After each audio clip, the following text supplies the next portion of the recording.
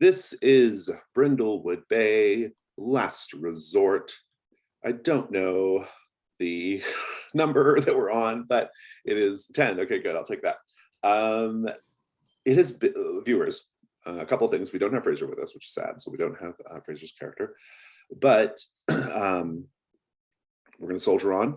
I will also note that it has been over a month since we have played this campaign. So we are doing a bit of catch up here in the beginning of the session in order to make sure we are pretty well where we need to be in terms of continuing the play. It might, if you're a diligent watcher of this campaign, you might notice some inconsistencies between last time and this time, and that's okay. That's because we have not played together for a while. So the beauty of role-playing games is that it doesn't really affect things too much in terms of our outcomes, so it should be okay. But having said all that, let's recap. So we have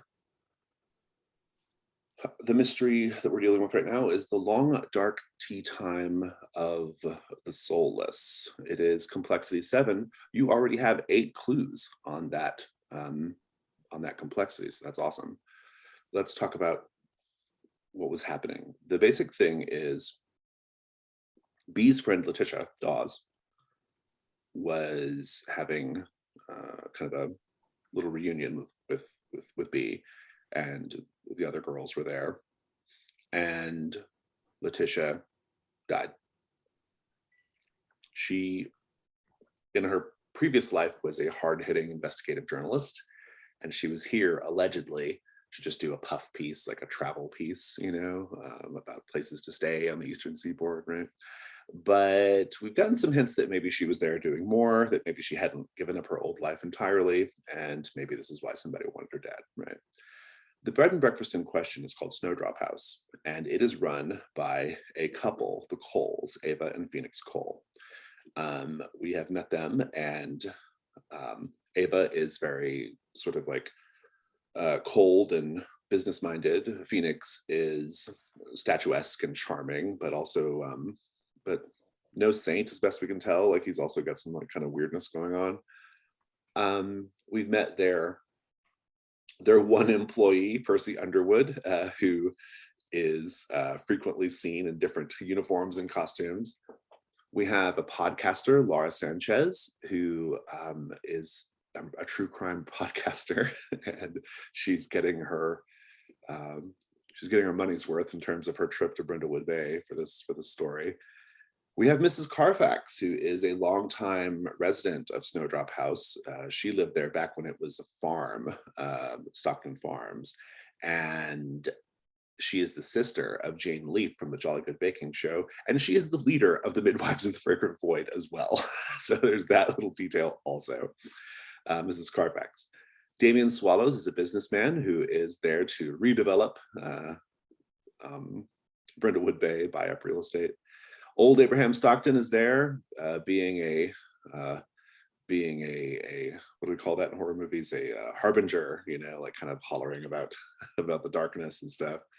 And then we have Deputy Brett Anderson, who is a kind of himbo cop who might be into some things that are a little bit sordid, we think. He also apparently has a thing for Percy. So, clues that you found so far. There's a greenish film in the pomegranate juice glass that Letitia was drinking from. Deputy Anderson is wearing a very expensive Rolex. There were illicit drugs kept in crumpled paper bags in the refrigerator at Snowdrop House. A newspaper article from a while ago talks about a big pharma scandal that the Coles were involved in. The Coles used to be in pharma, and that's where they made their money. There was a scarecrow costume in Percy's little pantry there in the kitchen, and his costume, he has lots of costumes. In the scarecrow costume, there was an arm found in it. There is a partially burned letter citing, quote, cult activity in Brindlewood Bay. I don't remember where that letter came from. Whose letter was that? Can you remember? Yeah, B. Or Sarah. Sorry, it's been a minute. My mute button was okay. dusty. I believe that was a clue that my very clever kitty cat baby had been prowling around the tea room while I was I was in the parlor with Mrs. Oh, Carfax and she having got that it creepy out of the conversation. hearth, right? Out of the fire. Yes. Yeah, that's right. Okay, good. We have a clue of something hidden under the floorboards, which that's what we're picking up on right when we start. We don't know what's there yet, but it is a clue. And Phoenix Cole is paying money to someone. I might need help with that one. What was the context of that clue about Phoenix Cole? I don't recall.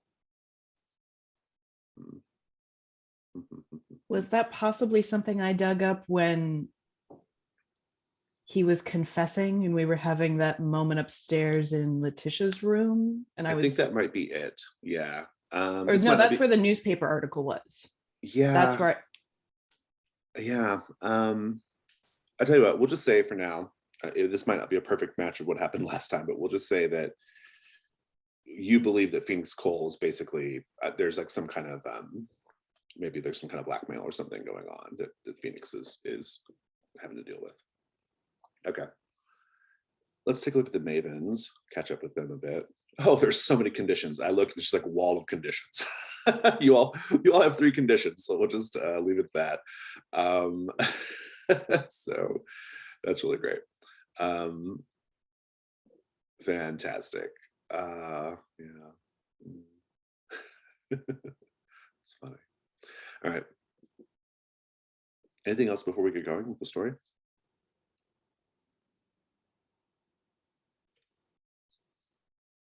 All right.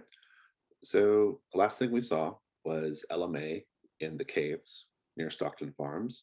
We had talked about how there's evidence of like various types of activity over the years going on in the caves. Some of it maybe a little dark.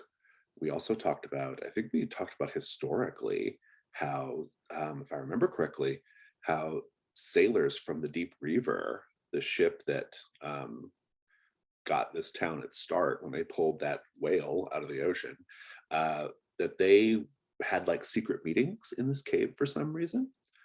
But the last thing that we saw was Ella May being confronted by June Willoughby, the long missing June Willoughby. She's been gone for like 6 months. And this is very unusual because she's like a society lady in Brindlewood Bay. Her behavior was very strange and erratic leading up to her disappearance. She was implicated in some murders, in fact. But you knew she wasn't dead. You knew that this was like some kind of like scheme for her to escape the town. But now she's back. And I think she's gonna probably reveal some stuff to Ella May that will probably be our lead in to the final confrontation with the Midwives. Yeah. Can you remind me of one thing? I remember it was the Halloween mystery where we were kind of sworn to secrecy regarding her death. And I think, wasn't that when, oh my goodness, hang on, I'm blanking on her name. Mrs. Carfax showed up. Was she hiding from Mrs. Carfax? I can't quite recall. Mrs. Carfax is looking for her. Yeah, Mrs. Carfax is like, they are, basically Mrs. Carfax, it was kind of intimated that Mrs. Carfax was looking for June Willoughby, right? And June Willoughby, basically this was June Willoughby escaping the situation, right? So that was when we learned that Mrs. Carfax is deeply enmeshed in whatever's going on here. So we'll pick up with that scene in a moment, though. I want to actually pick up with Dr. Thibault and B at Snowdrop House, having just lifted the floorboards and seeing something down in the floorboards. Oh, also, we should mention that in the interaction with Phoenix, you all saw a ghost, right? Or some kind of apparition of a child. Did we ever define who that child was? Did we ever talk about that? I don't think so. Well, here's your clue. Down in the floorboards, you see a small skeleton down in the floorboards. And furthermore, there's a small skeleton and there's a metal box, a green metal box down there as well. Dr. Thibault, what do you do?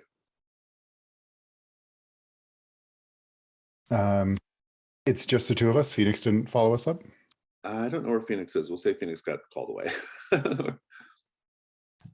Callie's going to, after the requisite gasp and covering the mouth and all that, she's going to go straight for that box. Okay. All right. He Inside is the trying to box. Yeah, wrestle okay. baby away from the bones. No, no, no, no, No, baby, no. no. That's good. Cats would just go straight up and put their tongue on it, wouldn't they? That's what a cat would do. Weirdos. Inside this green metal box is what appears to be old land deeds. And I mean old land deeds. This is like Revolutionary War. Like it's that old, right? Lots of these and thous and,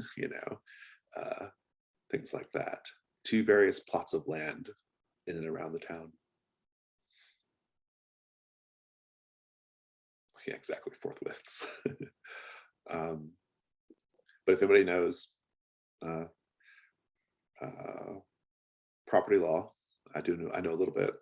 It is the oldest area of law, and stuff like this is binding. Like it's very ancient law, right? It's very well respected. Very few law is like as respected as property law, right? Like documents going way back have lots of power. So Would Callie, we be dear. able to? No, go ahead. Callie, dear, is this a finders keepers situation?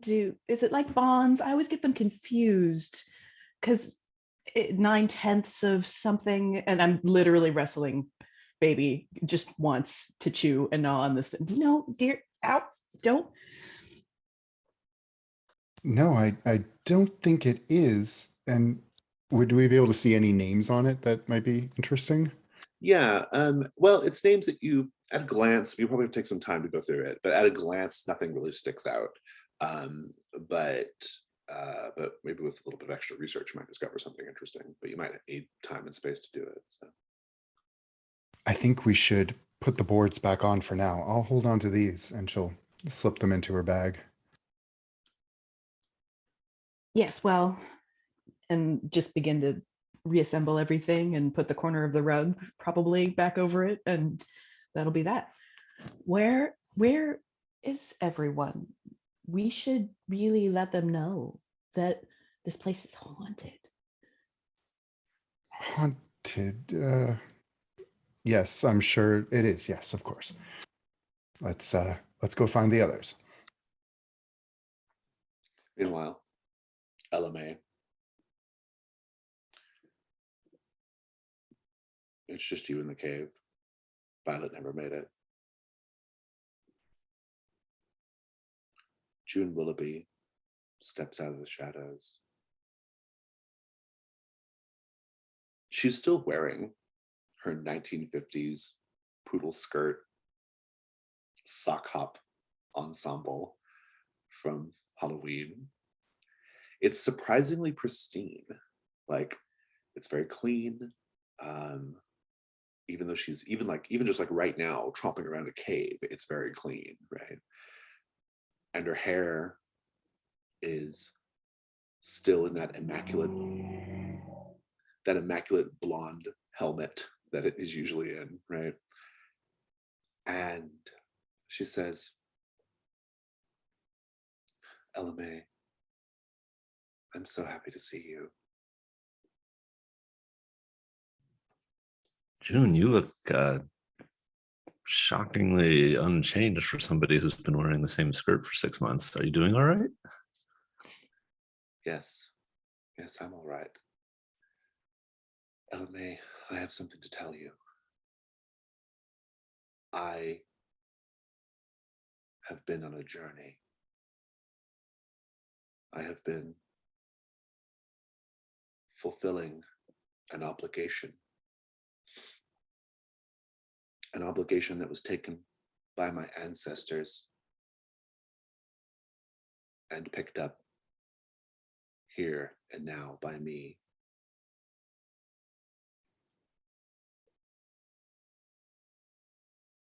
I know what's coming. I know what they're trying to do. The Midwives of the Fragrant Void.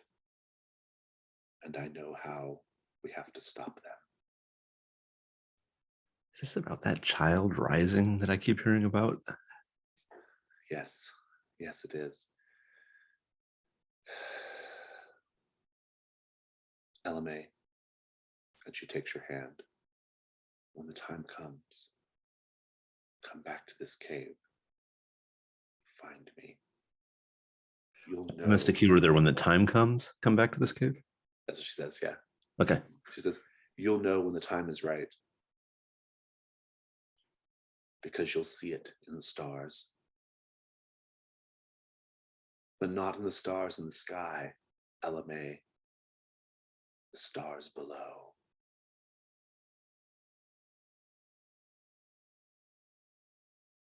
Well, that's esoteric enough. She steps back into the shadows, recedes. Take the condition, the stars below.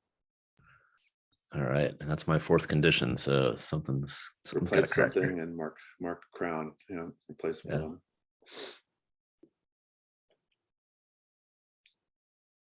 Meanwhile, back at Snowdrop House. So let's just have that scene. What's your next move? You have a lot of clues here, but if you want to find some more, you certainly can. I think we need to find LMA at the very least. If we go downstairs, Ava and Phoenix and the deputy, I think there was a moment where we were all outside. A bunch of people are and outside. they were right waiting now. for the sheriff. Do we want to go maybe out back through the kitchens or try and like avoid them? Or do we want to confront them? I'm whispering at the top of the stairs. I think we should avoid them. You saw the deputy's watch, and we found those drugs in the fridge. There's something hinky going on here. You know the way. I'll follow you. Let's just walk casually past Mrs. Carfax and hope she doesn't notice.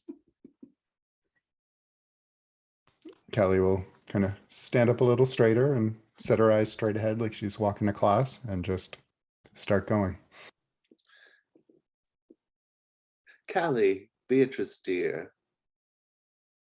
She'll stop in her tracks. You both look as if you've seen a ghost. Well, that's patently ridiculous. Ghosts don't exist. It's Mrs. Carfax, by the way.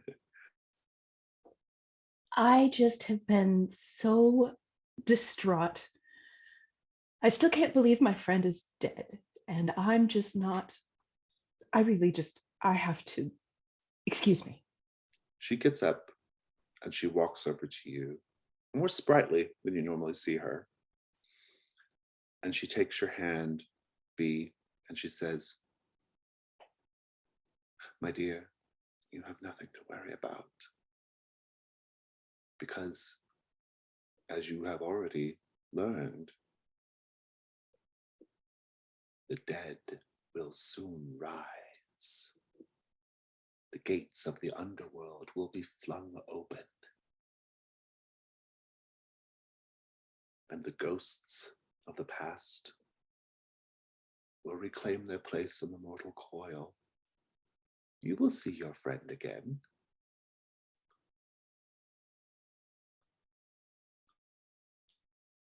I do wish that any of your words offered comfort to me, Mrs. Carfax. But in fact, I find this whole situation quite disturbing. Very good. Very good, very good, very good. I'm giving you a condition also. The dead will rise. I know exactly which mask I'm checking. Dr. Tabot, you are otherwise not waylaid. You can go wherever you wish. So what's next? She's going to just make a slight nod to Beatrice and tilt her head where she's going so Beatrice can catch up, and then just start trotting toward the back of the house out through the kitchen, I think. And LMA, assuming you leave the cave, we can just put you all together again. Yeah, I've got a quick question, by the way, about marking crowns. Mhm. The pomegranate kernel crown gives you a condition. If I am at 3 conditions, hit a 4th, It would just take replace crown. one. Yeah, just Sorry? replace one. Okay. Yeah, it replaces one because it can never go away. So Right. I just didn't know if it led to a cascading. Oh, like, no, that would be weird. Yeah. Right. Yeah, I'll return to the house, brush off the cobwebs from the cave as I come out, kind of give one of those like last looks over my shoulder as I make it out into the sunlight. Callie will approach and she'll pluck another bit of spider web off Ella's shoulder and go, where have you been? A question for Dr. Thibault and B. Now that Ella May is obsessed with the void, how does this reflect in Ella May's appearance?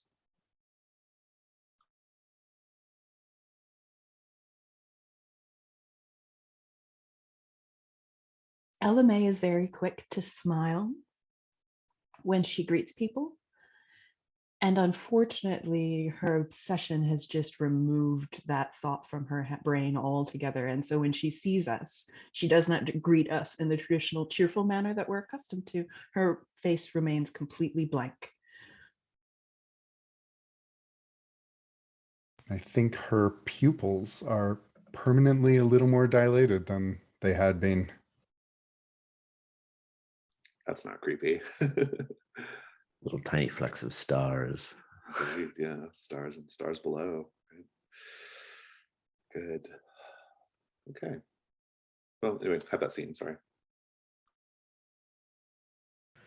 All right, so you pulled off some cobwebs from my shoulder. Have you seen Violet? I may have lost her in the cave. I'm a little concerned. No, it's just been B and I. Do we have reason to be concerned? Was there I don't something know. in the cave? Maybe she's just back in her room at Snowdrop House or something. I don't know. You're never going to see her again. Abraham, I presume. It's Abraham. I saw your friend. Saw her wearing that blood red crown, wandering in the woods. That's how it starts. She's lost to you.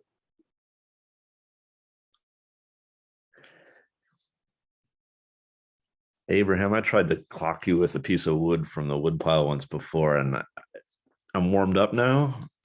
I'm ready. So didn't Etienne show up also last time? Wasn't he somewhere? So yeah. Picking up his truck or something. Yeah. What was I saying? Oh, if you go threatening my friends like this, it might be more than words that we have. Oh, there's no knock danger. This There's no danger from me, Ella May. No. The danger is what you've already seen. I can see it in your eyes. Black and filled with starlight. They can see it too. They're just too polite to say. That shakes me a bit. Well, no one would ever call you polite, Abraham. Do you mind? We're going to go find our friend. He stomps off. Callie, you don't really think that Ella May, she can't possibly be dead. She's just wandered off. She does this.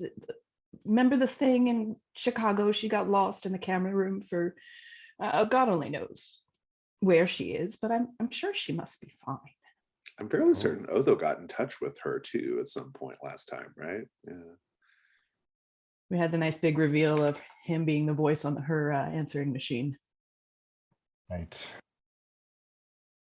Yeah, I have no doubt Violet can hold her own. I think we better solve this mystery and leave this place. Ella May doesn't look quite herself. Are you tired, dear? Oh, my feet are a little sore. Cave flooring is not the best for knees this old. Conspicuously has not mentioned June Willoughby. I'm not quite sure if that was a vision or real, so that's a good point though. Why Yeah. don't we find a place to sit down and we can discuss all this? Over tea, I like that. Maybe not the tea from here, though. No. Let's order it. To the bookshop, perhaps? Yeah, it might not kill you guys to do a cozy move. To Yeah. be honest, you can find even just the most tenuous way to work in a cozy activity. I think that would be good. You got to do the scenes in sets of 2, but that's okay. You can manage it. Yeah. There's a local potter that also sells coffee off the porch of Perfect. their house. Perfect. So maybe we go check them out for a moment, get away from prying eyes and ears here. That Abraham fellow seems to pop up at inopportune moments, if you ask me. It's a running theme here. It's actually quite spooky. Out of character, I'm trying to recall, because it has been so long. Do we think that Sheriff, I can't remember the sheriff's name. Dalrymple. Dalrymple. Why do we think that Sheriff Dalrymple is involved in a conspiracy? Has that like really been a thing, or is he just incompetent? I think we've leaned more toward incompetence. That's what I thought too. Yeah, that's my feeling. Yeah. In other campaigns, he's like right up in it, but I wasn't sure in this one. Couldn't recall. Etienne's had a little bit more. Etienne's definitely involved. We know that, right? Yeah.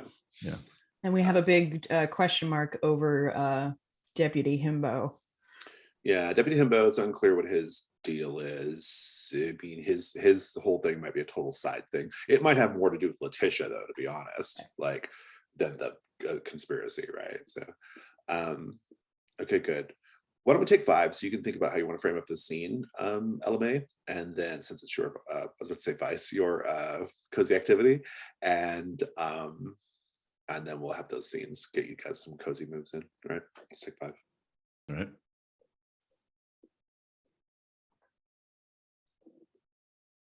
As you step into this pottery shop, you will notice, LMA, that this local potter, we'll name him Frederick, his wares have changed. Pottery, yes, but all of it is done in a style that I would describe as Hellenic.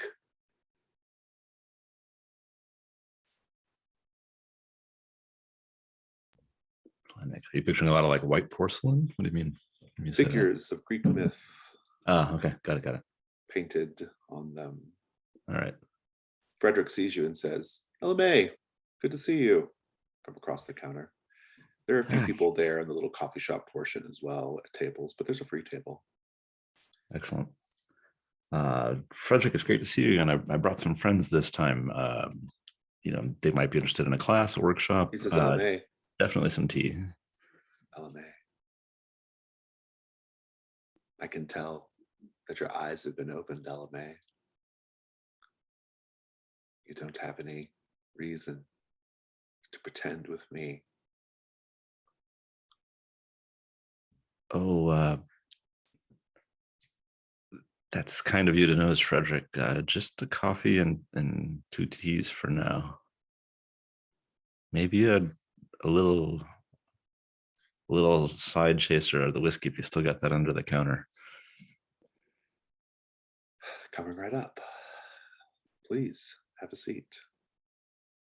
I think Callie will be already examining some of the pottery, and she'll look over and say, "Oh, is this Nereus? The detail is just striking." And Frederick says, that's a funeral urn. I have a feeling they're going to be in high demand soon.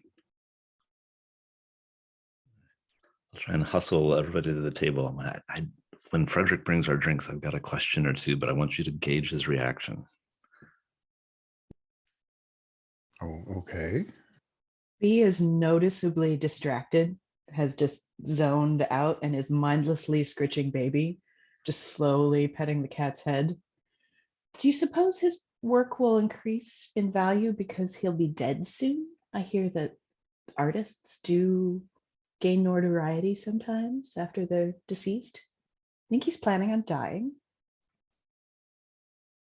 Is Frederick around our age, or He's probably a little younger. why would you say that, B? No reason. Just I thought maybe he planned on dying soon. I mean, we're all going to die soon. Well, soon is hopefully a very relative term. Looks right back out the window and starts watching the pedestrians in the crosswalk. Love it. Very good. Okay, so I am going to give you the opportunity to do something resembling a cozy move here. As close as we can get, I suppose, given the circumstances. It will require you to be paired off in twos or two different, so probably two different scenes. Let's have the first scene be between LMA and Dr. Thibault, and B, how would you occupy your time in the meantime? I'm hoping that whiskey is for me that Very LMA good. ordered. You can go follow up on at the bar, I suppose. Let's have the scene with LMA and Dr. Thibault. Take it away. Get cozy.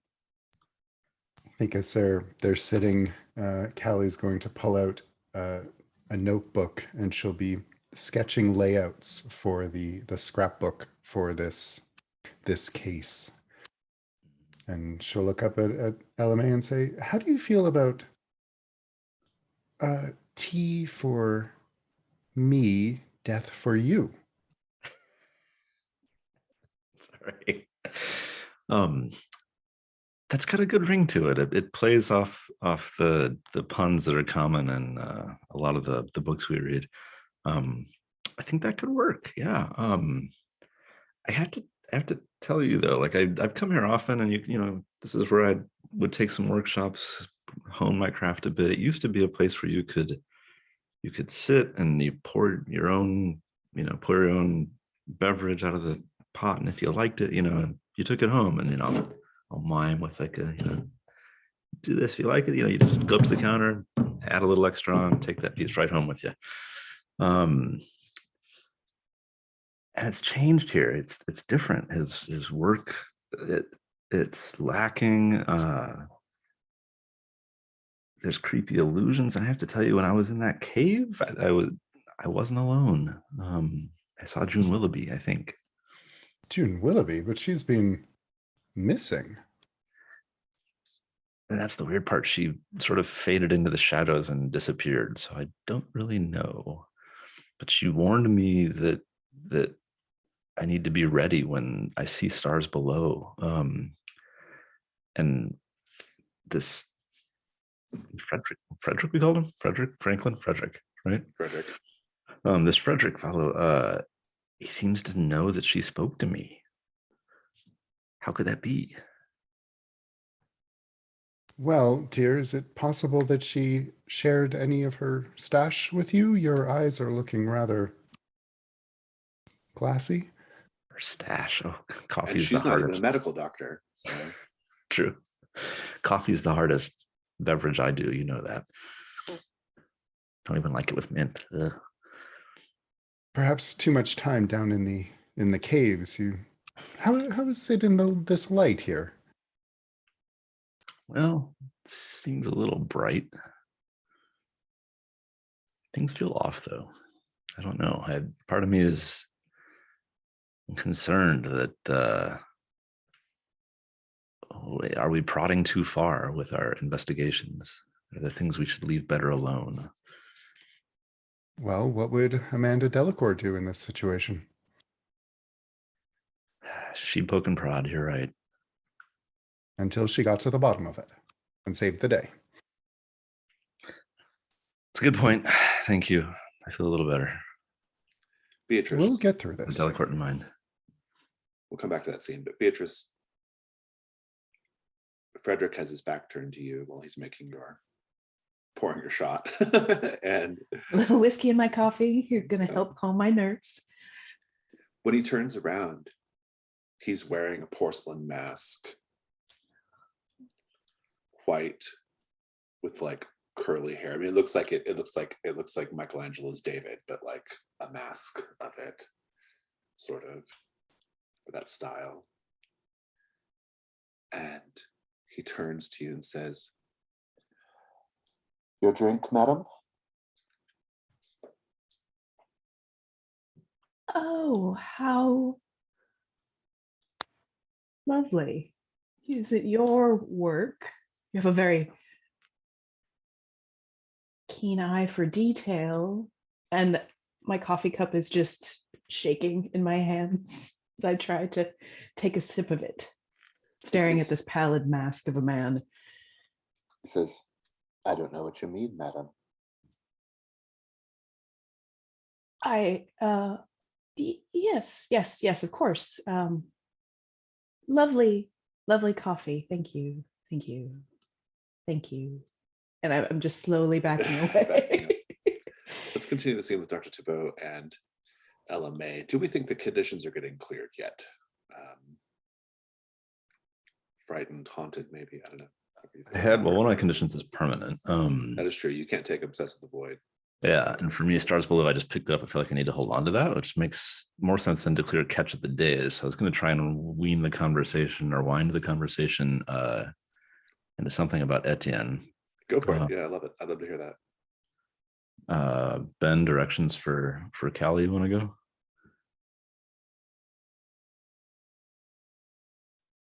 No, I think Callie, we established last time, I think that she's rediscovering a bit of a romantic side to her own thing. I think she'd be up for some gossip about a boy. And that might just ease Frightened from just like the companionship, right? So yeah, Okay. I can see that. I almost feel paranoid these days. Like, do you notice that Etienne just keeps showing up places we are, and I haven't called him? I did notice that. I told you he stopped by my house unexpectedly several months back. Yeah, kind of classic stalker behavior from my understanding of it. Yes. As far as stalkers go, though, you could do worse. Now,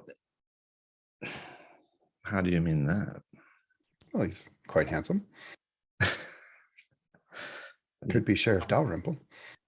Handsome, but I have to admit, after a day at work, he smells of the fish market. That's just That's fair. There's not enough lemon juice that'll wash that off of you. Good point. Yes. And me, I'm more of a, I don't know, ham hock split pea sort of gal. I do wonder at times if his convenient showing up in the ice truck being used to store so many bodies, if that hasn't affected him somehow. Well, he can seem a little forward. That's not that unusual, though, is it?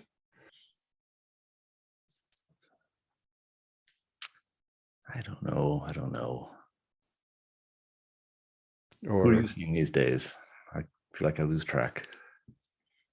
well, I don't know his name, but he goes by Phosphorus 272. Is this one of those online dating things? It is.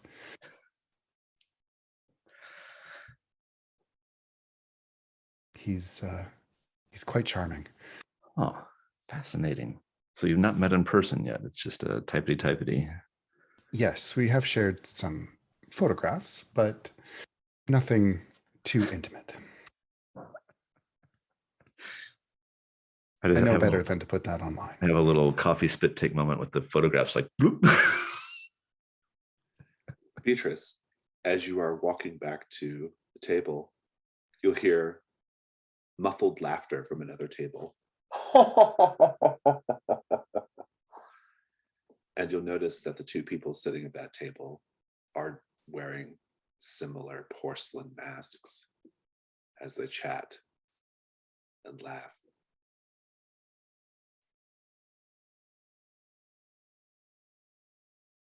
Beatrice truly believes that she is having a break from reality, possibly due to the shock of losing such a dear friend, but thinks she's unspooling and is going to go sit down next to the other mavens and just awkwardly stare at everyone else. Do I notice Callie or LMA also wearing No, porcelain masks? No. Okay. Yep. Just going to sit here with my cup of tea And or Callie and coffee Elbe, you or can whatever mark, it is. you can unmark the 2 conditions that you were working on. We got one more line to close it up before we do that. Please do. Yeah. After hearing about your dating of phosphorus 272, whatever it is, I say, I've got to admit, I frowned upon these kind of newfangled dating things. They don't seem like something that's, at least I thought, that suited ladies of our age. But hearing this from you, thinking about Etienne seems obsessed with me. I think that, I should give it a try. That, I'll when I'm back to town, I'll look up one of these internet sites and look into dating. There's definitely more fish in the sea, and I'll do a little toast. Very good. Very good. Bravo. Bravo. Actually, if we pay attention to the text of the move, which would be helpful here, because the pottery is your cozy activity, LMA, you can also stumble on a clue relevant to the mystery. You get to define the clue. And I think the clue might be a good excuse for you to walk away from the table so that Callie and Beatrice can have a little scene if need be. Excellent. Although, what would be the cozy activity in play with the 2 of you, I don't know. Although, Ben, you described Dr. Thibault as like doing some impromptu scrapbooking, so maybe maybe that will work. Beatrice perhaps pulls out her address book. Oh, good. Yeah. Mm-hmm. And, well, they will likely die and they're probably already dead, and just starts going down the lines and crossing names off the list in a very, like, B is shook. She does not look normal. I'm going to take the opportunity I'm going to use keep a reaction to separate you all now and say that LMA, you are excusing yourself to go to the ladies' room, and you can find your clue there or wherever you wish. But as you are stepping away from the table, you'll notice another table, a different table of people chatting and laughing, wearing the porcelain masks. So this is not just Beatrice seeing this. And as you pass by, they turn and look at you. And the faces on these porcelain masks are just totally placid, inexpressive. But the eyes are filled with starlight. Oh dear. So let's have the scene with Dr. Thibault and Beatrice. Take it away. Callie, do you see anything strange in here? She'll look around and she'll say, well, I believe that statue is supposed to be Zephyrus, but he's clearly got Hypnos' wings. It's My darling, I know you're very clever and I love that you're a doctor too, but honestly, what about the people in here, in this place? Do you not see them? At that moment, one person at another table will turn to face you, and they're wearing the mask. Yes. Excuse me, that is some exquisite workmanship. What is it depicting? And they turn their head and say, I'm sorry, what are you referring to? Your mask, dear. I'm quite certain I don't know what you're referring to. Ah. And she'll turn back to B and just be like, perhaps we shouldn't have had the coffee. Well, it's too late now. And B finishes whatever dregs are in her cup. Maybe it'll all be over soon. Well, hopefully not that soon. Dear, are you... Did that, whatever we saw, rattle you? Not nearly as much as this did. I'm not even as scared of ghosts compared to this. Haven't we seen something like this before? The play. Yes. Yes. I don't know what's going on, but this is very much more frightening. And Callie will put down her notebook and clear her throat and look back at the people in the masks and say, "You, be gone. You're scaring my friend." I'm sorry. I was led to believe this is a free country. And Callie will look down, put her hands on the table and rise, and then look down her nose at them and say, "I was not speaking Greek." And at this point, in the bathroom, LMA, there is someone in the stall in the bathroom, and you hear some sounds coming from the other side of the stall door. It sounds like slithering, hissing. You can see the shadows of movement.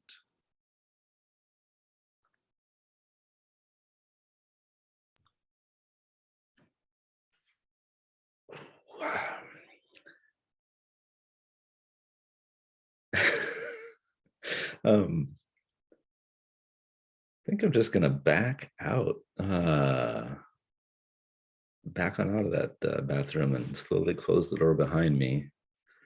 And in that kind of moment, holding the door shut, kind of like look to the side, and it's got one of those cork boards where they advertise local events, business cards tacked up, stuff like that. And there's a photocopied flyer. This is the clue. A photocopied flyer for an event, like an outdoor farm party at Snowdrop House.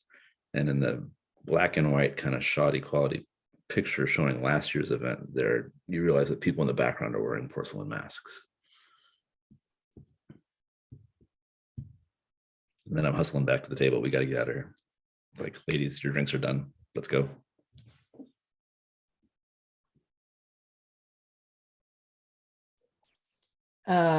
B will stand up, quite relieved that she was not the only one seeing all of these, what I'm going to refer to as cultists. And as she gathers her handbag and is preparing to leave, Baby will just start and growling and hissing and doing that low chortle thing that cats do at birds. Oh, yeah. Mm-hmm. They chirp at them from the window. As you are getting ready to go, you'll notice that some of the patrons are starting to stand guard at the entrance to the shop. They're just blocking the door. And others are getting up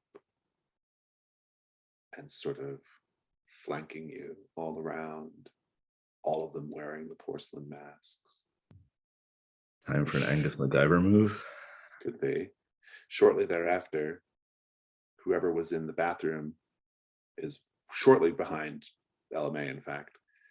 It is a woman, as best you can tell, though it's hard to tell, wearing a midnight blue robe with cowl and long wizard sleeves.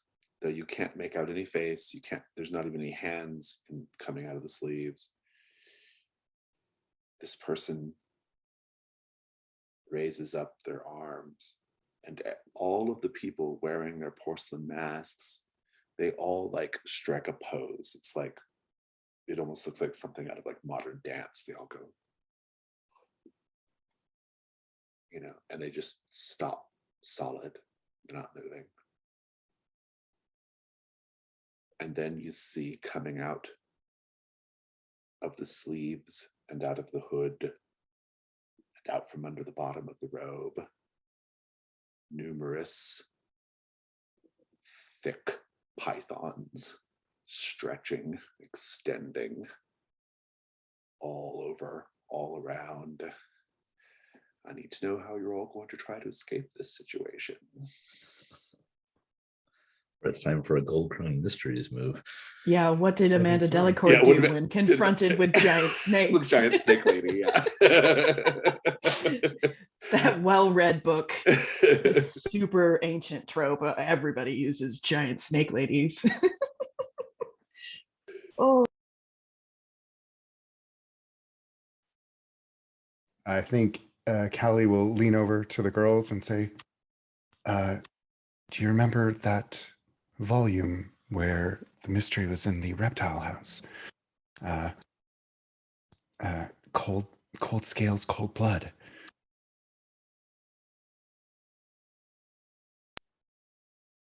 well, yes, but that was one giant snake.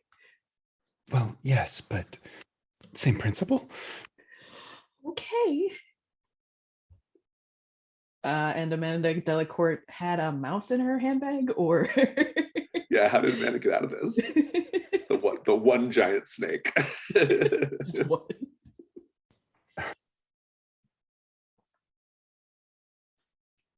Looking at my gear. Trigger the fire alarm. Smoke detector. Yes.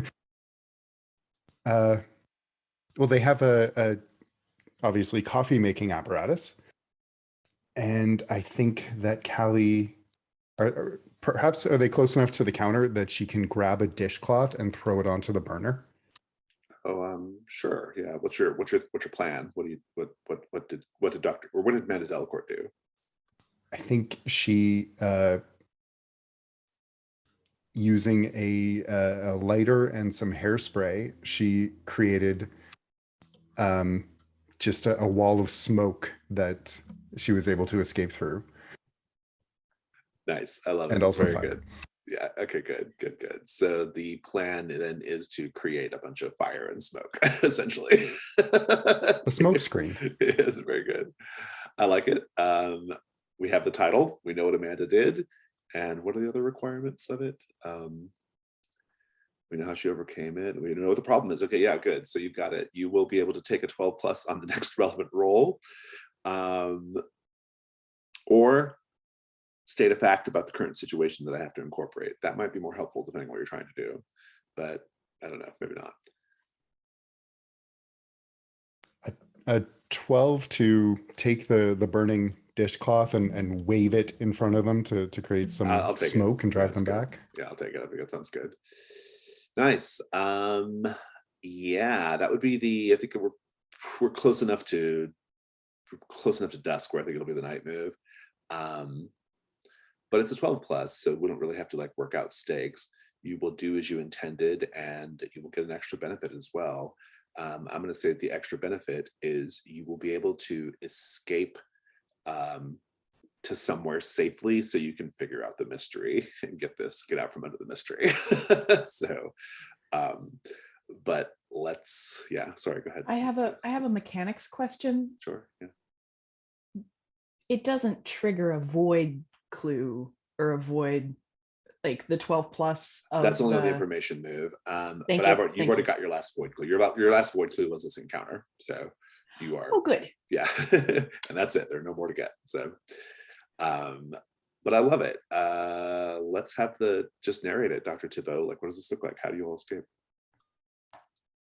She'll first very carefully put the deeds and her scrapbook back in her bag, and then quicker than perhaps she's ever moved before, she'll reach over the counter with the dishcloth from where he'd wiped it down previously, and just snap it into the burner, and it catches alight, and she just starts waving it back and forth, creating a wave of surprisingly thick smoke. And anything you want to add, Elamay and Beatrice, just in the scene? I don't think so. I think that this is an excellent way to escape this situation. The smell though is stunningly fragrant. It's like a combination of like clotted cream and caramelization as this towel burns. Burnt It's got milk. so much dairy Ugh. and sugar clotted into it. That it's like, it actually smells quite nice. I feel like, yeah, there's one other thing to add is I'm assuming we're kind of almost single file trailing behind Dr. Tebow waving this flaming baton. I'm going to deliberately like hook my foot underneath the edge of a shelf and pull the leg out to topple a whole bunch of pottery, just like behind Nice, us. good. Yeah. Fantastic. You all escape. You're entitled to escape somewhere totally safe. So where do you want to escape to? Bookshop. My place. Bookshop, yeah. Bookshop. Back to the bookshop where it all started. Yeah, it's good. Back in the loft area of the Candlelight Booksellers, you have a final mystery to solve. Who killed poor Letitia Dawes? That may have, I will note that the occult aspects are clearly connected, but they may not be the direct cause of the murder. Just keep that in mind. And yeah, if anybody has a theory, we can start theorizing now. Otherwise, we can take a little break if you want to think about it. But a little break. Think on it. Toss out one or two connections before we take the break, maybe. Sure, yeah, let's do it. I like that. The arm found in the scarecrow costume and Deputy Anderson wearing a Rolex seem like they go hand in hand. Bum. What was the other pairing that was interesting? The Coles being in Big Pharma and the illicit drugs in the fridge seem paired up. Those two seem real. Yeah, my sense of it is that the Letitia thing and that it's all very like, it's all about like, it's like a really mundane sort of thing that just happened to take place at the locus of where the midwives are doing all their shit, right? That's my sense of it, but I don't know, that could be wrong. We'll see. Let's take 5. We'll come back and we'll theorize. Okay, you're in the loft area where you normally have your Murder Mavens meetings at the Candlelight Booksellers, and it's nighttime, and you are having just escaped a very strange situation. But nevertheless, you must focus on who killed Letitia and what happened to Letitia Dawes. And so let's begin the theorizing. You have all the clues in front of you, and you have 10 of them on a complexity 7, which means if you can manage to work all of them in or explain them away in an effective manner, you'll get a +3 on the roll, which is terrific, but we'll see how it goes. So what do we think? Who has a theory? I think that the drugs are connected to the cult, but that Ava and Phoenix Cole, it's not heroin, it's something. It's like a mind-altering sort of drug that in small doses makes you susceptible to Medusa ladies, and in big doses kills people with pomegranate juice. Or just when mixed with pomegranate juice is lethal. Yeah, that's interesting. I like it. Okay, so let's start at the top. Who do we think did it? Who's responsible? Who's going to jail? So here's my thing is that, the Coles murdered Letitia. Possibly both of them, certainly one of them. And that Letitia was blackmailing them, that her investigative journalism had turned up some of this stuff, and that her arriving at Snowdrop House was the your payment is past due moment. Yeah. And then So they this had is to oh shit, put the stuff in her pomegranate juice. We got to get rid of this lady. So it's like a Mr. Body situation, right? Like it was Letitia was blackmailing them, and so they took the opportunity to kill her, maybe hoping to like put it on other people even. I think that is very interesting, but I kind of want to tie the money that Phoenix Cole was paying somebody to Deputy Anderson, like bribe, don't arrest us for drug dealing and or other activities. Or could he be paying Percy to keep Deputy Anderson? I feel like Anderson's too dumb. So like maybe he's paying Percy to keep Anderson at bay, and that's where the Rolex came from. Like, oh, here's an expensive gift. You know, let's not look in this cupboard. Let's go out for dinner. Could it The only possibly? problem with that is like this is not Deputy Anderson's beat, right? He's a boardwalk bike cop, right? Okay. So Right. he must be more. He's clearly like I have a feeling the dumb act is kind of an act, right? Like I'm not sure. He's too pretty to be that stupid. That's what we're saying. Well, I think he's like just I don't know, like he's clearly got some kind of capability because he has Mhm. like resources and stuff that either that or he is or it could, you're right, it could just be like Percy basically as an insurance policy keeping a member of the police department on the Or he's not involved at all. The expensive Rolex is because he's rich and Dalrymple has him on the force as like a favor to his oh, patron that's good. father. That's pretty good. Yeah, And that's so why he's just a bike cop. he's a total red herring. Yeah. That's funny. Another idea that undoes that, but the other idea was that the cult has been pulling members from that boardwalk area, and darn it, what's the name of Sheriff Himbo? Or did Deputy Anderson. Deputy Anderson. Deputy Anderson? Thank you, Deputy Anderson. He is Deputy Himbo in my notes. Yeah, Deputy Anderson's almost more of a recruiter, like is telling them who to possibly invite to cult membership next. I could kind of see that because I imagine that like that pottery shop, for example, was probably, in a little touristy part of town, right? And we've also seen in past void clues, we've seen strange activity going on down in the tourist areas, right? So it's an interesting idea. Okay, so once again, who do we think who did the deed? Well, I would say just for mechanical reasons, Percy probably put it in a drink, but at the direction of the Coles. So, like, I think at least Phoenix, if not both Yeah. of them.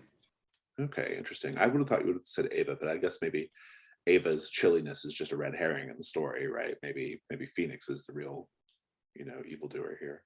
And we know Phoenix was paying money to someone. So that could be his wife may be completely unaware of where the money's going. Yeah. she's just one lady who needs everything to be absolutely perfect all of the time. Right. Yeah. And that's why he's doing this, to give her that. Yeah. Do we like the idea that maybe my friend Letitia wrote the newspaper article about the big coal, like That's pharma good. connection? That's good. Yeah, that would make a lot of sense, right? I mean, that would. It was make in a lot her of sense. room. Mhm, It might also be how they knew her, mhm. right? Yeah. They would have noticed that she wrote this big story and why they had to leave. So when she shows up here again, taking the opportunity to just dispatch her makes a lot of sense. So I'm liking the Letitia was blackmailing the Coles. I think that's great. I think it connects up a lot of clues. And because if just going off that theory, you can click off probably the big pharma story for sure, because it connects the two of them. Phoenix Cole paying money to someone, probably Letitia. You can click off probably mark off the those and actually those are the two like real, without more context, I'm not sure about the others. Like, what do the land deeds and the dead people have to do with it? What does the cult activity in Brindlewood Bay have to do with it? Like, where that's the tough connection, right? I was dialing in that I really think that the drugs is part of the cult, like part of their worship or part of like how they get money. I'm kind of into that. Yeah. And that will hopefully connect enough dots, because that means Ava and Phoenix, or at least Phoenix, might be part of the cult, or just got into a conversation with Mrs. Carfax one night and then got roped into a scheme. That's true. She lives where they're Right. in their business, right? So this makes Mhm. sense, right? Yeah. Okay, that's interesting. Okay, so I'm then stumped by the skeleton too. so basically Letitia, so basically the Coles are getting into like another type of pharma, and Letitia is blackmailing them over it, because Letitia knows their real history, you know, because it knows about them and all that stuff. So, okay, so that's pretty good. That actually lets us mark off a couple more. Probably the pomegranate juice, if we're saying that that's the same drug, the drugs in the refrigerator. All right. So the Oh, skeleton. I would say even the flyer, because it just further connects the cult Mhm. specifically to Stockton Farms, right? And the letter, slightly that's right, burned letter the about letter, cult yeah. activity, right? Yep, that is true as well. Let's find that. I don't see that on here. Oh, here it is. The small skeleton and the land deeds. Carfax could have maybe the skeleton was someone that Stockton killed, and Carfax has leveraged that to get the property for the Coles. Oh, I I like was that. That's I pretty had a good. different version of it. I was going to say that the land deeds showed that Stockton's family actually should be the owner of the land, and yet they have what's the word? Convinced him that they're the true owners. Like a stolen identity kind of thing. Yeah, and I was trying to explain the corpse in there as well, sort of because these were really old. These are centuries old, right? He is the Yeah, they're child. super It's a boy skeleton, and this is the thing that will rise up and is the primary evil for everything. Big bad evil right here. Okay, Ben, let's go Only back to like your 3% idea. joking. Ben, what was your idea with Carfax having leverage over Stockton? She wanted this location because of the caves, so she's using the Coles as well. Like, oh, here's a nice property for you to develop. Just allow me to operate my business. Oh, so maybe Mrs. That's good. Carfax engineered Stockton out of his land, right? Yeah, and the deeds are what she hid, and the Right. skeleton is her leverage against him. I love it. That's really good, actually. Yeah, that's fantastic. If everyone agrees, that's pretty good theory. I also think we can knock off the Rolex if we're saying that Percy's in on it and essentially using his leverage with like the fact that Deputy Anderson likes him and is that you kind of like gifting things to him and keeping him kind of like in his pocket. I think that's pretty good. The only thing that really isn't accounted for here is the arm of the scarecrow costume. Percy is a sick fuck. Was it a real arm? It was, yeah. We decided it was an arm. We have not met any one-armed men so far in our story, so. Or women. We didn't actually, Callie didn't look. That is true. We don't know. We It's do not true. know the potential sex of the armless person. I think the phrase was didn't stop to ask. I think I've got a way to tie this back. Was the Hex Files the Halloween one? Is that right? No, that was All Hallows Scream. All Hex Hallows- Files. You There and we go. Sarah, Got it. weren't here for the Hex Files. That was the Oh, right. off mystery.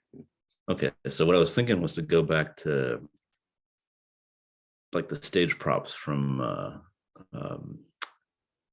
Oh, that's right. We know Coco he's an Bell. actor, right? And right, so who's Gordon Thune has come up twice, right? I mean, we could change the context because, as Sarah noted, Beatrice didn't hang around. Like she, like basically, like when that arm was found, or was it Dr. Bo, whoever found the arm, Callie, they yep. they like booked it, right? So maybe it is a fake arm, maybe it is a prop because we know that Percy does do theater, so that could totally explain it away. Maybe it's nothing, you know, but.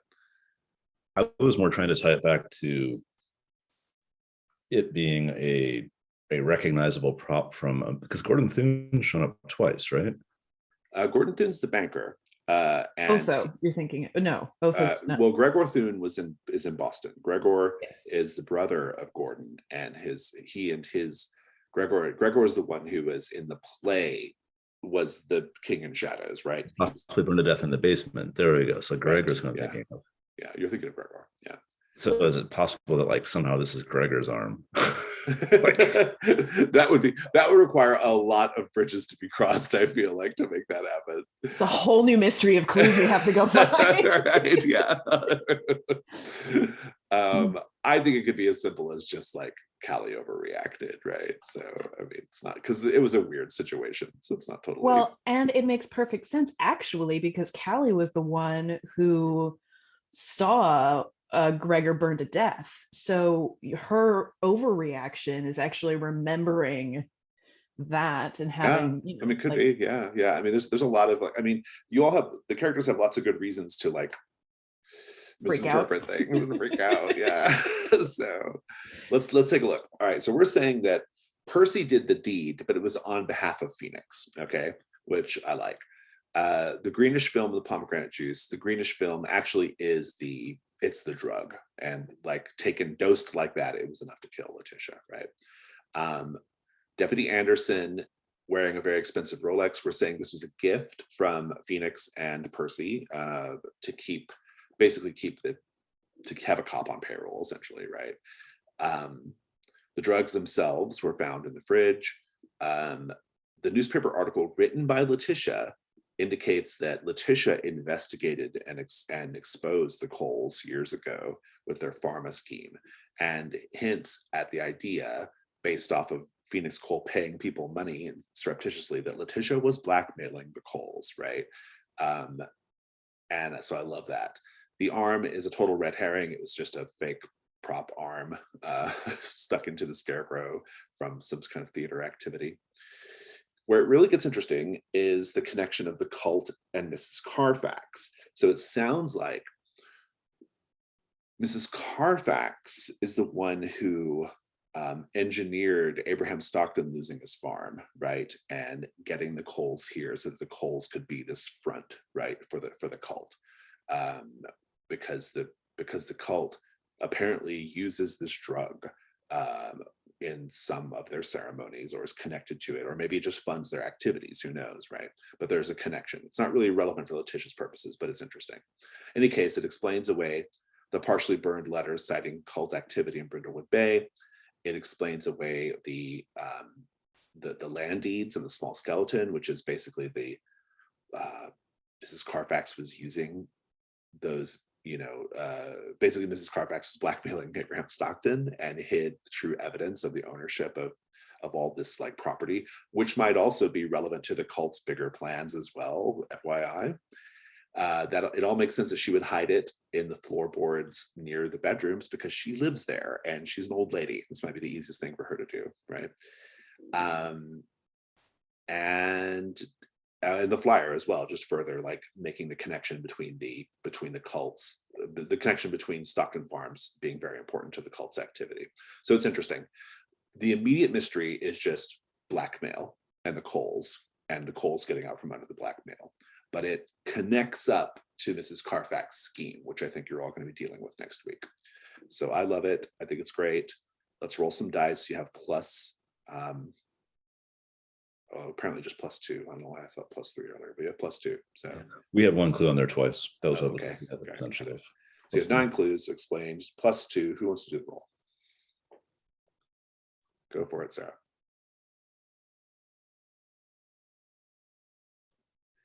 It's either good or bad. I can't tell based off that reaction. You rolled snake eyes.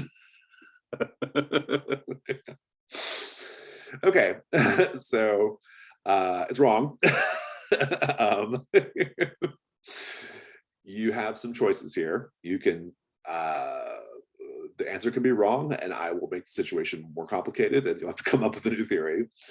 Or you can all mark not Janice Mask, you can all mark a crown of the Queen or the Void in order to bump it up to a 7 to 9. So Sorry, ladies. I'm up I forgot how to role play. I just forgot. I have plenty of crowns to mark, so I'm not afraid right. of that. If we want. Yeah, crowns being marked from LMA. Are you going to go in for one, Dr. Tabo and Beatrice? You're muted, Sarah. This role is The solution to this mystery is too good to let it go. I think so too. I'm gonna mark Yeah. one. Yeah. Yep. My dice, however, have been banished forever. Indeed. So on a 7 to 9, if we read the move, it says it's the correct solution, but I will either add an unwelcome complication to the solution itself or present a complicated or dangerous opportunity to take down the culprit or save the day. I have that in hand. I know what's going to happen here. And so, but I need to know first how you're all going to handle it. Are you just going to go to Sheriff Dalrymple to get him to arrest the Coles and Percy, or to Phoenix and Percy? Or are you going to confront them yourself at Snowdrop House? Like, what is our move here?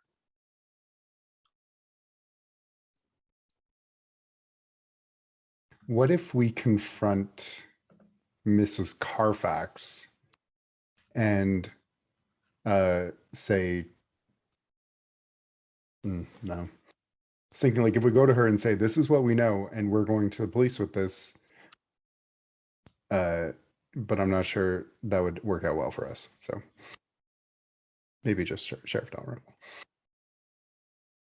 That would be the more fun scene, in my opinion. But Well, there's also a little bit of like, we're not quite sure if Deputy Anderson is involved or not, but I kind of want to go to the deputy who is on scene and give an opportunity to see that play out, trying to arrest Percy that way, given the love interest. But I think that's complicated role play. I mean, what do we think the characters would do? I mean, I could make a case for either maybe going to Sheriff Dalrymple, but maybe not, considering Sheriff Dalrymple is pretty incompetent and this situation is really big and complicated. You all just fought a snake lady. I mean, you know, like a Medusa just like showed up in town. So there's a lot of, the situation is really, really big and hot right now, right? Beatrice would absolutely not go to Sheriff Dalrymple just because she thinks he is incompetent and there is no way that he could be helpful in this situation as a character. Yeah.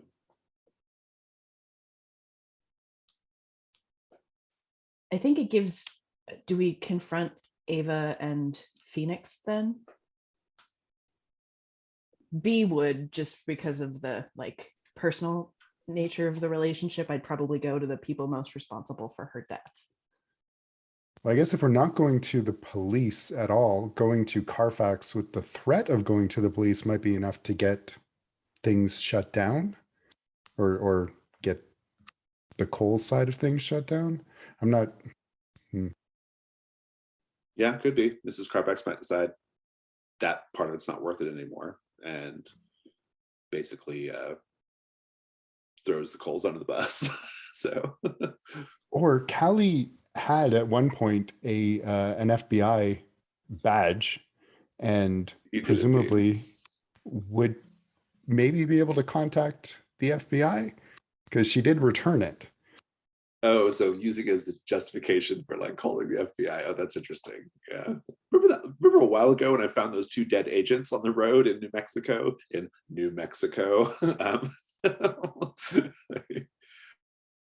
As played by Vancouver. New Mexico by way of Vancouver.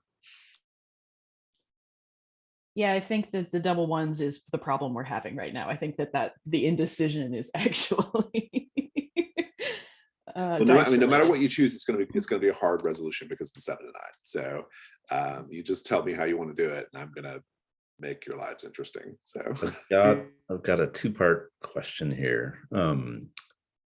Ben, with Callie's online love interest, have you established what they do for a living or anything yet? Not in the fiction. That's malleable. Okay, and so this Ben has plenty of fan fiction written on it, though. Check on my archive of my own. It's just all Callie. Because I was thinking the crown I checked for the latest eye roll is a scene in the present day showing a burgeoning romance, and I'm definitely going to play up some online romance burgeoning in the near future. But what if one of those 2 online romance characters is a different cop? That's pretty good. Like you have like that would be an interesting angle too. Yeah. And maybe so maybe it's somebody from the FBI. Maybe that's all. happening here. Maybe you that's know? where they met. Yeah, exactly. Yeah. Yeah, if you want to keep your person sort of mysterious, I could turn it into my person. I like the idea of them being FBI. It's kind of like the Mulder and Scully thing. All Yes, right. indeed. Yeah, it's pretty good. I like it.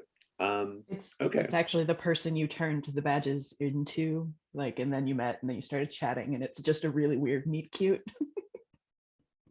So I like this. I think I don't think we need to RP that. I think we just like say that you've made this connection. You have this connection to the FBI, multiple connections to the FBI.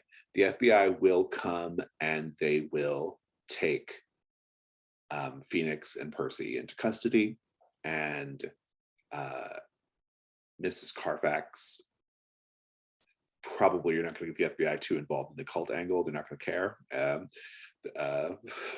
The two agents who would have been most interested in that are dead in New Mexico by way of Vancouver, and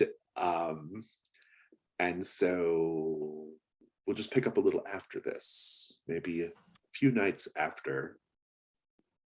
If I may make a suggestion for a complication, Please do. what if going over the local police force's heads mean we're going to lose Dalrymple's support? Yeah, that's interesting. I have something much more immediate in mind, but I do like it. I just think it's kind of like it's a little late campaign for that kind of thing, because Dalrymple's going to be really unimportant in the in the Void mystery. So all this is so way above Dalrymple's head, but it's not a bad idea as a general matter. But yeah, I have an idea though.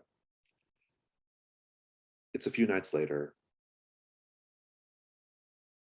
You all have received in different ways cryptic messages related to things that might be happening soon in town. June Willoughby has encouraged Ella May to look for the stars below, look for a sign, come find her in a cave. Beatrice is obsessed with death and dying. Dr. DeVoe actually has gone on a couple of dates at this point with her beau, or I assume it's a beau. I don't know. Maybe it's a belle, but in any case, somebody from the FBI. And I think you're all at Beatrice's home, beautiful home in Brindlewood Bay, having a piece of cheesecake in the middle of the night, when you hear someone has opened up the mudroom door towards the back of the house, Beatrice. It's a distinct sound. It's almost like when your husband used to come in round back. I can't. Ladies, I heard a door. Hello?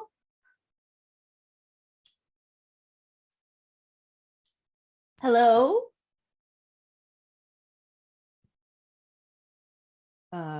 Beatrice will pick up an award that she has for Best Organizer of the Year off of the bookshelf. And it's shaped remarkably, same kind of glass heft as a Briddy Award. And she will go towards the back of her house to see what it is. You see Letitia standing in your mudroom. Her eyes are glowing drops red. Drops the award on the ground. What? How could you possibly be here? We'll cut back over to the other two of you. You heard a thing smash on the ground. Yeah. Ella May, you will start to notice outside, out of the large, huge bay windows around the table, you will notice stars are not in the sky. There is just an inky black void calling to you. What do you do? gonna meander up to the window and kind of do the thing where you press your hands to cut out any reflections and see if these stars are now below. Have they inverted, or is it just pure darkness outside? Pure darkness. But you might learn more in a moment. I'm going to make you do the night move, but in a moment. Dr. Thibault, you hear the panting of a dog, but you didn't bring Anku with you. But you can hear the panting of a dog at your hand behind you.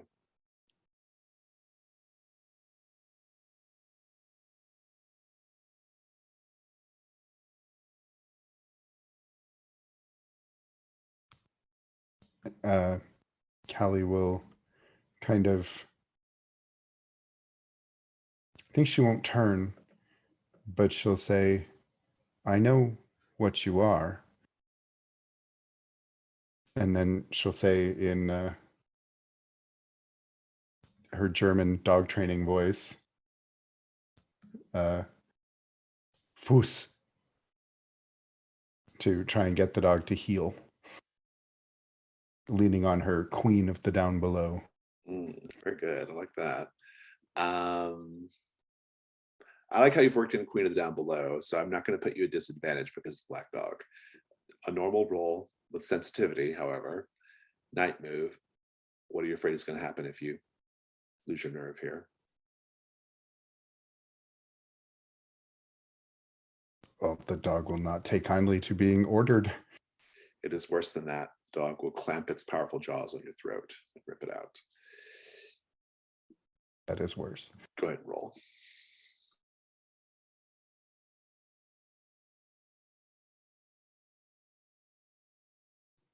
That's a 5. We'll come back to that. Oh, Beach. sorry. Could I have used my extensive research on London's Hargrave House Foundation to leverage knowing about the dog? Oh yeah, I'll take that. Yeah, if you want to add another, roll another die, see if it helps. At a 4 and a 2. A 1. Okay, Still a 5. So no. Thanks, Hargrave House. We'll come back to that. Beatrice, Letitia, she says, it's beginning. As foretold, the dead will rise. You have to come with me, Bee. I need you. I need you there. You have to leave the mortal coil and walk with me in the plane of shadow.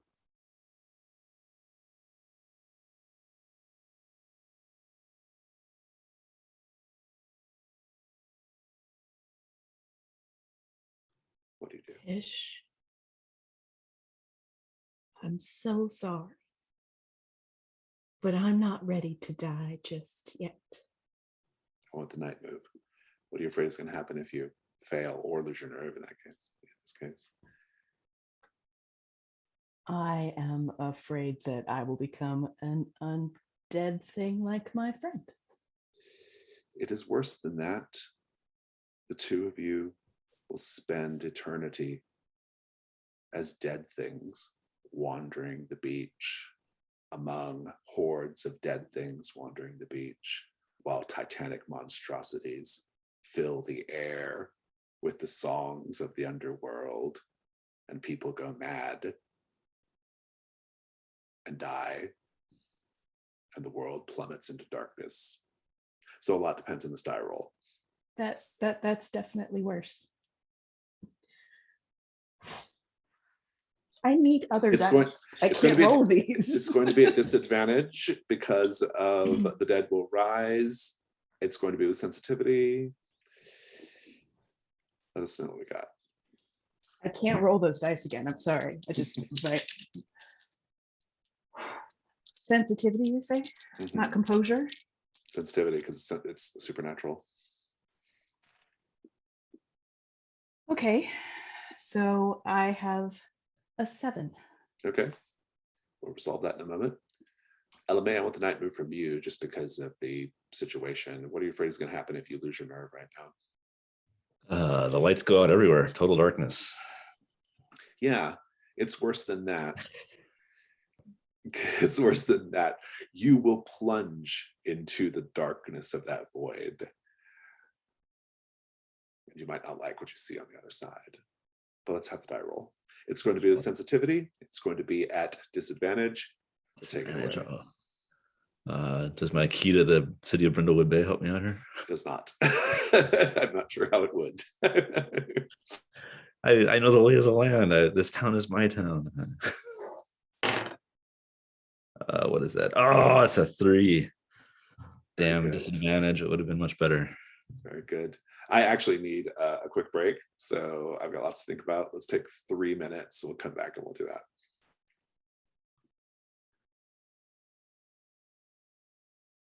Beatrice. Letitia says, no, I suppose it's not quite your time. And she goes into her pocket and she pulls out a pomegranate. And she cracks it open in half, rips it open in half. The seeds are, even in the dim light, brilliant ruby red. And she gives it to you.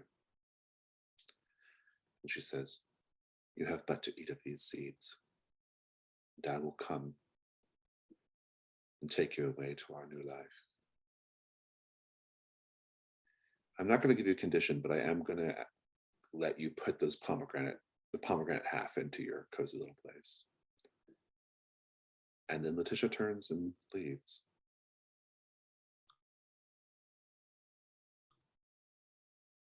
Bee sits down on the floor, right where she is, and says nothing. Very good. That'll probably be the last place we see B for today, although we do have crowns to do, but for now, in the present day. The dog snarls, sinks its powerful jaws into your throat, Dr. Thibault, crushes your windpipe instantly. And as you are gasping for breath, as the last breaths leave your lungs, the heaviness of the dog literally around your neck, you look up and see June Willoughby. June Willoughby with her hair long, her skin smoother and paler, dressed all in white. And she's smiling gently, beatifically. She caresses your cheek.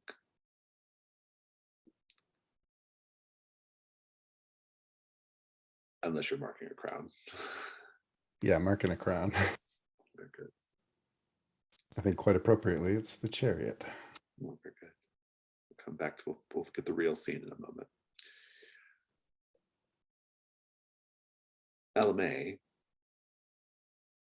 you wander out into the backyard, looking at the inky void above.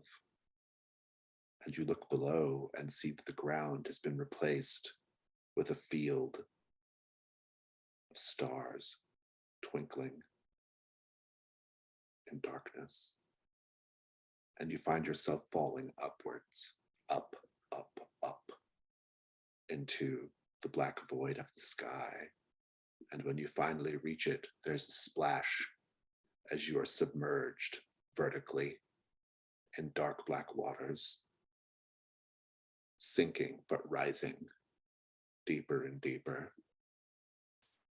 until you find yourself in an underwater place, a vast underwater place, a crevasse in the earth, like a gateway where thousands upon thousands of the dead are pouring out and staring at you from the darkness of this gateway is a single red eye, enormous, so big that you would disappear in its cornea. Just looking left, looking right, looking up, looking down wildly as the dead pour out. Unless you want to mark ground. We'll definitely mark a crown, yes. Try and stay alive a little longer. Indeed. Dr. Tabo, you've marked a 7-9. You have a 7-9 now, and that means you are going to succeed, but there's a complication. The complication is pretty straightforward. I am going to give you a condition which is marked by Mrs. Carfax, who sent this dog. But tell me how you keep the dog. Give me the scene. How do you keep the dog at bay? Which I think it goes as before. She says, I know what you are, and you will kneel, or you will heal. And the dog, I think, snarls, and she just turns and says, I am Calliope Gennadios, and you will heal. And she shouts at it in German. I'm not going to look up more German, but Fair enough. And you will see Mrs. Carfax is in the room with you, with the dog, the black dog with the red eyes. And she just smiles and turns and calls the dog to her, and they leave.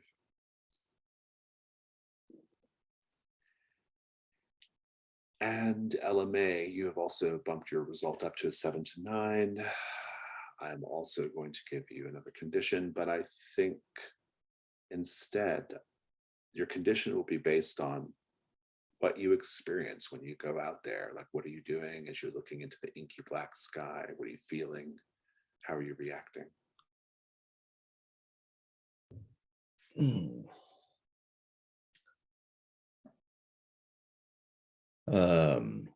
You remember my late husband's name was Hector, and he died crushed by his own sculpture. I feel like in this inky void, his work is bronze. Usually that's darker sculpture, but I kind of see a light, or feel a light kind of glowing beyond me, like catching on my hair. You can kind of see a little glimpse of it. Turn around and see that there's his sculpture is there, but the colors are inverted, that it's white rather than dark brown, and glowing, and that kind of that calls me back. This sense that, our work isn't done, like my joint work, whatever that is not done yet.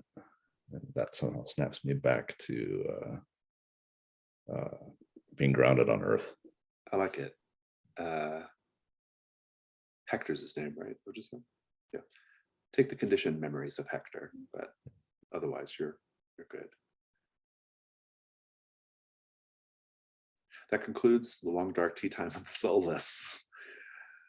Let us talk about the crowns, because I think we are owed some scenes probably from everyone. If you just marked Crown of the Void, just let me know so we know how things have changed. But if everyone's ready, we can begin that now. If you need a minute, that's okay too. But I'll start with B. So B, what crowns have you had to mark this session? I only had to mark the one, well, I marked the Pallid Mask earlier, and then the one Queen of the Crown I marked was a scene in the present day showing, sorry, it's a line through it, how I satisfy my physical desires. And in the few days after the FBI came and we resolved all of the murders, B actually has not been taking care of herself at all. She eats very little. You saw she was just barely playing with the corner and edge of her cheesecake, and She's got dark circles under her eyes, and you don't think that she's been sleeping. Interesting. Dr. Tabo, what crowns have you had to do? Is your entire crown of the queen marked? It is. Yeah. I was trying to avoid the lowering reason for as long as I could. Yeah, fair enough. But I marked the last one there and the chariot. So how she satisfies her physical desires. I think we see Callie. She's at her writing desk. She has closed another or put the finishing touches on another trashy romance novel. And she gets dressed up. She gets her hair under a scarf. She puts on big, heavy sunglasses. She gets in her car and she drives out. And then next time we see her, she's coming out of the drive-through at just like the worst late night burger place. And she has a giant bag of food. And she is eating in the car like a feral thing. I love it. I love it. Probably tossing French fries to Anku, right? Oh, of course. Yeah. She has to share. Very good. Very good. I used to take, so my sister's, I was like babysitting my sister's dog for like a week in Oklahoma. And we would take I would just like take the dog, like we just go driving out in the middle of nowhere because that's all there is in Oklahoma is nowhere. But we'd go to this buffalo reserve and try to see the buffaloes. And we tried several times, never saw a fucking buffalo. But instead we just, but she was very excited nonetheless because we would go to Sonic and she would get chicken tenders. She would like, because the sock ops would bring like treats and tenders and things to the dogs, like, you know, in the back. So that was our little thing we did together. We never saw buffalo. But, oh well. LMA, what crowns have you had? Mark 3, Mark the pomegranate kernel. Okay. And then we need a scene in the present day showing a burgeoning romance. So learning from Callie that internet dating is a thing that, you know, maybe it's not as bad as I thought it was. I'd go and dip my toe in that dark water, and start corresponding with somebody whose username is Stargazer69. And it started out with me concerned about like having a recent concern about astronomy and stars and how does one know when the stars are right, and that's what led to the finding somebody who at least supposedly is an astronomer. But we've been having some good conversations, and it's led to in-person meeting that we got planned. And then I'm realizing like, oh, I haven't done my makeup in ages. And this is my other crown showing up a scene from my private life that few other people see is most people don't get to see me putting on my makeup. But I've got a picture of Jane there, my other ex spouse, that I often will converse with in donning makeup. Lost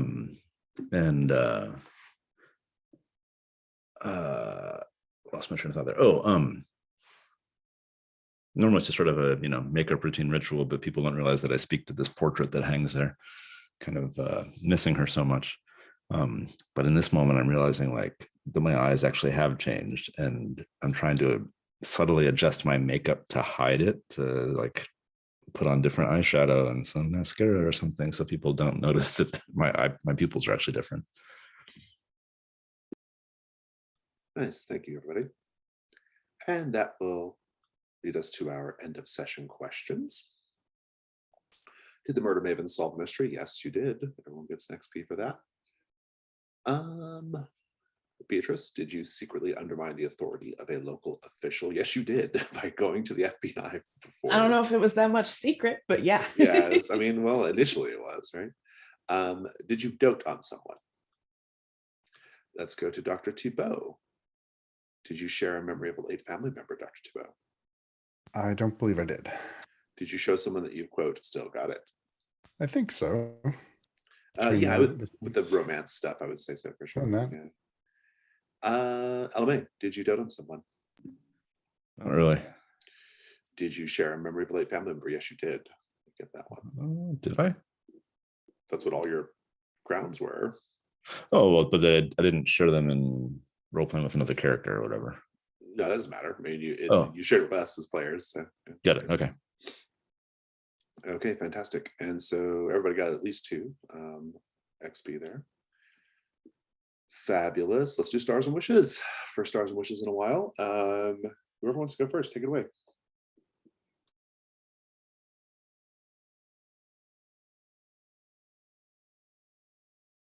I'll dive in.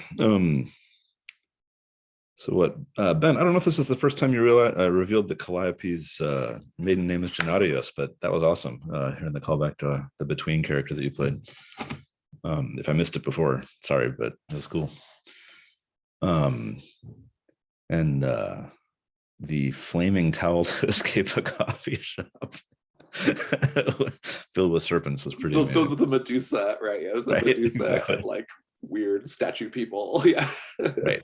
Yeah, what's the thing that they'll never expect? Set the coffee towel on fire.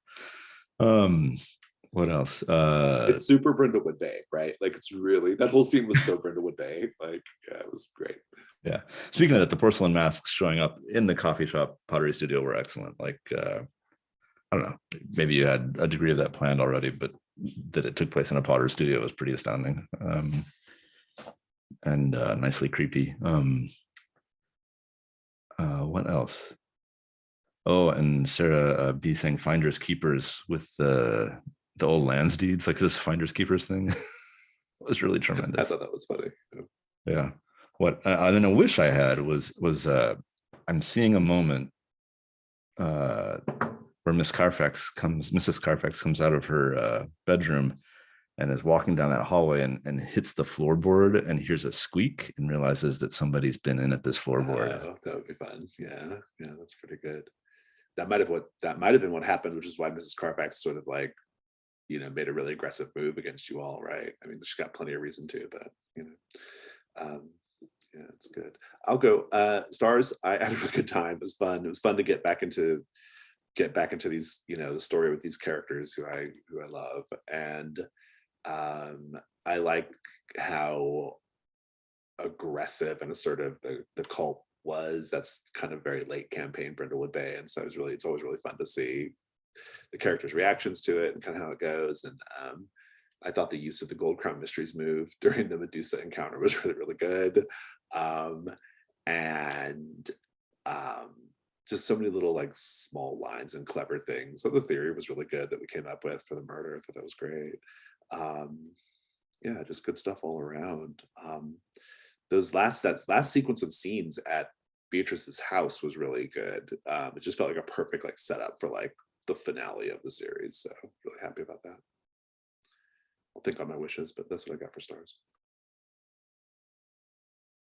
A star for me. I really enjoyed the theorize move, just bouncing the ideas back and forth and what we were all coming up with. I thought that was great. And super coherent. Yeah. I liked that I finally got the opportunity to drop her maiden name. I've been sitting on that one since I created her. I thought going with Calliope would be a pretty strong hint, but and I really liked, the ending scene was a very like surreal, but kind of, I thought it was awesome. The stars outside and Letitia showing up again. And yeah, Snake Lady, good big star there. And just the way all the characters comported themselves felt really, I think everyone was on the ball today, and it was good to get back to it. I really love star for that whole like, it was really, really fun when Beatrice thought she was going crazy, right? Like that was really fun. Like that felt like such a cool little moment. Like the tension of that moment was really fun.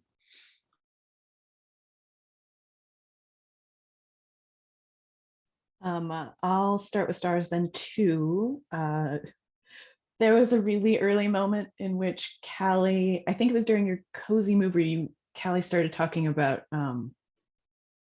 sending photos back and forth and we all raised an eyebrow. That was just like, it's the kernel of how the role play felt all day. Like the whole session was just like like Jason said, a lot of really good one-liners and things like that, or moments where it all felt spooky today, right? Like when it starts to creep you out as a player, then you know you're having a good day. I also have a star. I wrote down, dip your toe in the dark waters of internet dating. Really, LMA? That was it. And then I also really, as a player, liked how during, like pre-Medusa, how Callie got in the face of the people in the masks. Like, you're scaring my friend. That whole moment felt really good too, because I was having a proper, B was having a proper freak out. Wishes, can't wait to see how this crazy train unravels into the horrors. The preview was just real perfect for the setup for the rest of this, and I can't wait to have Violet back in the mix, because she's going to bring some zany crown energy. What has she been doing? Yeah, that's the missing part of it, right? The crown, right? That's the it's part going to we be need. Excellent. So I'm very much looking forward to it. Yeah, Wish for me, I'm very curious to see like how June fits into to the resolution of the mystery. Very curious where Violet fits in, because Violet has been so changed, and Otho, right? The Violet and Otho thing is super interesting to me, and I'm curious where that goes. Yeah, and I don't think we'll finish the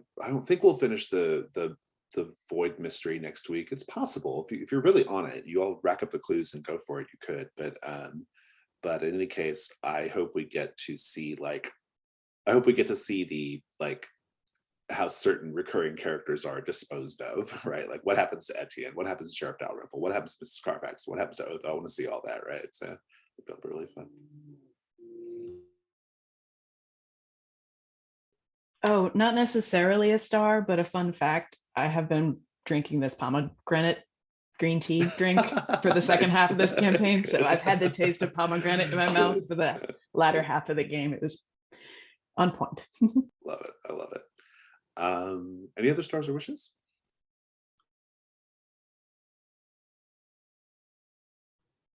Okay. Just looking forward to now that we're back in the swing, seeing how it plays out. Up. Fantastic. Well, thank you all so much. If you're watching the video, we hope you enjoyed it. We are going to be heading straight into the Void mystery next week.